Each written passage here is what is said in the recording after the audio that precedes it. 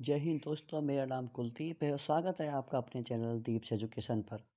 दोस्तों, जैसा कि बहुत लोगों के सेम मैसेज आ रहे थे और सेम क्वेश्चंस आ रहे थे कि सर एक बार आप हमें बताइए कि जो DFC CIL है, इसमें हमें कौन-कौन सी फैसिलिटी मिलती है।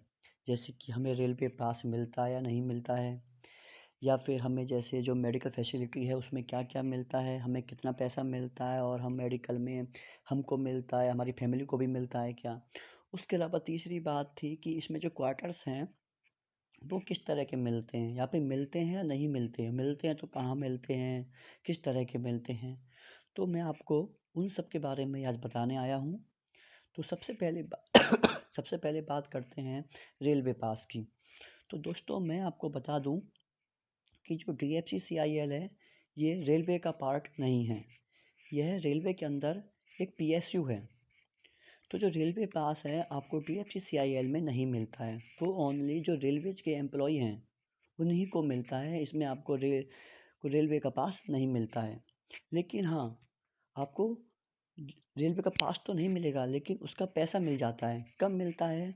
जैसे जब आप अगर मान लो कोई ऑफिशियल टूर पर हो, या फिर एक चीज़ होती है LTC।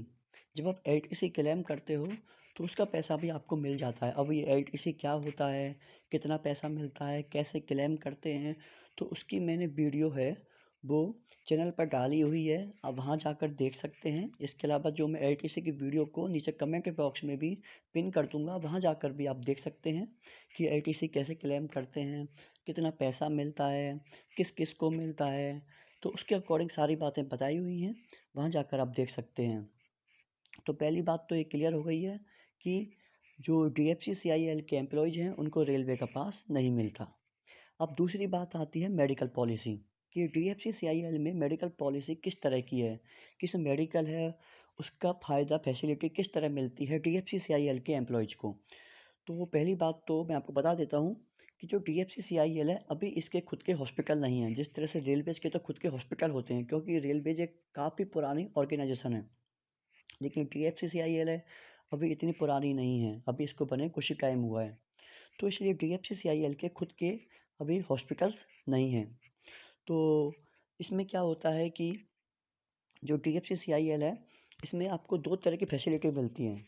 मैं आपको बता देता हूँ, एक फैसिलिटी तो क्या होती है, अगर मान लो आपको कोई ऐसी इंजरी हुई, ऐसी आपको कोई चोट लगी, ऐसे आपके साथ में कोई मेडिकल एक्सीडेंट हुआ कि जिसमें आपको हॉस्पिटल में एडमिट होना पड़ेगा। अगर आप हॉस्पिटल में एडमिट होते हो, तो आप जहाँ भी हो, आप हिंदुस्तान के, इंडिया के किसी भी कोने में हो, वहाँ जाकर अपना सबसे अच्छा जो बेस्ट हॉस्पिटल है वहाँ से इलाज करवा सकते हो।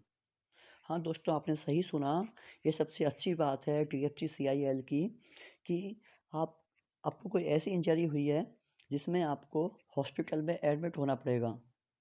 तो आप किसी भी कोने से अपना किसी भी जो सबसे आपको बेस्ट हॉस्पिटल लगता है वहाँ जाकर अपना इलाज करवा सकते हैं, है ना? और जितना भी खर्चा होगा तो जो DFC CIL है वो आपको पे करेगी।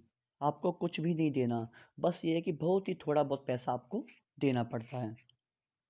एक दूसरी बात क्या होती है कि जिसमें क्या होता है कि आपको इंजरी तो हुई है, लेकिन आपको हॉस्पिटल में एडमिट नहीं किया गया है, तो उसमें आपको जो DFC है वो कितना पैसा देगी? तो उसमें दोस्तों ये होता है कि जैसे कोई भी डॉक्टर होगा, उसकी कुछ कंसल्टेशन फ़ीस होती है, तो वो DFC नहीं देगी, वो आपको ही देनी पड़ेगी। जो डॉक्टर की कंसल्टेशन फ़ीस होती है, वो आपको ही देनी पड़ेगी। उसके अलावा जो भी दवाइयों का खर्चा है, वो भी आपको ही देना पड़ेगा। हाँ, एक चीज़ का फ़ायदा आपको मिल जाएगा, जैसे आपको पता है कि डॉक्टर्स वग़ैरह कुछ टेस्टिंग कराने की बोलते हैं, जैसे कि आपका एक्स-रे है, आपका यूरिन टेस्ट है, या जैसे जो भी आपकी टेस्टिंग होती है, उसका खर्चा आपको DFC दे देगी। बाकी डॉक्टर की जो कंसल्टेशन फ़ीस है या जो आपकी दवाइयाँ हैं, उनका खर्चा आपको खुद पे करना पड़ेगा। इसके अलावा कुछ-कुछ ऐसी बीमारियाँ हैं जिनका आपको DFC पूरा की पूरा पे करेगी। आपको अपनी ओर से कुछ भी नहीं देना। अब ऐसी कौन-सी बीमारियाँ हैं, वो आपको स्क्रीन पर दिख रही होंगी। तो दोस्तों हमने देखा है मेडिकल पॉलिसी के बारे में, मेडिकल फैसिलिटी के बारे में। अब तीसरी बात आती है क्वार्टर्स की, कि इसमें जो क्वार्टर्स हैं वो किस तरह मिलते हैं। दोस्तों इसके पहले मैं आपको बता देता हूँ, जो मेडिकल फैसिलिटी है वो आपकी फैमिली को भी मिलती है। फैमिली में कौन कौन आता है, फैमिली में आपकी वाइफ हैं, वो आएंगी। उसके अलावा आपके जो बच्चे हैं वो आते हैं। उसके अलावा जैसे मान लो कि आपके मदर और फादर हैं, वो आप पर डिपेंडेंट हैं, तो भी उनका भी मेडिकल फ्री होगा। अब ये है कि डिपेंडेंट कैसे होंगे, तो वो आपको स्क्रीन पर दिख रहा होगा कि उसमें किन किन को आपकी फैमिली में ऐड किया गया है, आप किस किस का इलाज फ्री में करवा सकते हो। तो दोस्तों हमने देख लिया रेलवे पास के बारे में और मेडिकल पॉलिसी के बारे में। अब तीसरी बात आती है क्वार्टर्स के बारे में, कि डीएफसी के एम्प्लॉयज़ को क्वार्टर्स मिलते हैं या नहीं मिलते, मिलते हैं तो किस तरह के मिलते हैं। तो सबसे पहली बात मैं आपको बता देता हूँ, जैसा कि मैंने पहले भी कहा था कि जो डीएफसी सीआईएल है वो रेलवे की तरह इतनी पुरानी ऑर्गेनाइजेशन नहीं है। तो डीएफसी सीआईएल के जो क्वार्टर्स हैं वो हर जगह नहीं बने हुए रेलवे की तरह। इसकी अभी क्वार्टर्स के ऊपर काम चल रहा है, कुछ कुछ जगह बन चुके हैं, कुछ कुछ जगह अभी काम चल रहा है, कुछ जगह बने नहीं हैं अभी तक।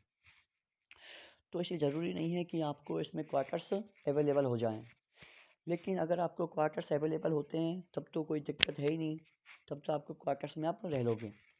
दूसरी बात आती है कि अगर मान लो जहाँ पर आपकी पोस्टिंग हुई और आपको क्वार्टर्स नहीं मिलते हैं, तो आपके पास दो तरह की चीज़ें होती हैं। जैसा कि आपको पता है, एक आपको एचआरए मिलता है, हाउस रेंट अलाउंस।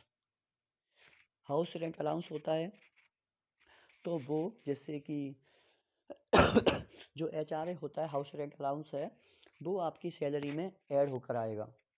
जितना भी आपकी जगह के हिसाब से, एक्स बाई जेड के हिसाब से जो आपका हाउस रेंट अलाउंस है वो आपकी सैलरी में ऐड होकर आएगा। दूसरी बात, अगर मान लो आप कोई मकान है या घर है लीज पर लेते हो, तो उसमें क्या होता है, उसमें होता ये है कि जो आपने हाउस जो लीज पर लिया है, तो जो उसका पैसा बनेगा, उसका जो पैसा मिलेगा वो आपको ना मिलकर जो भी उस मकान का मालिक होगा, जो भी लैंड का ओनर होगा, उसके अकाउंट में डीएफसी की ओर से भेजा जाएगा। अगर आप एचआरए क्लेम करोगे तब तो आपको एचआरए आपके अकाउंट में आ ही जाएगा, लेकिन आप कोई लैंड है या कोई मकान है आप लीज पर लोगे तो उसका पैसा उस लैंड के ओनर के पास जाएगा। तो ये बात थी रेलवे के क्वार्टर्स के बारे में। तो दोस्तों आप सभी को ये इन्फॉर्मेशन काफ़ी फ़ायदेमंद लगी होगी, ऐसा मुझे लगता है।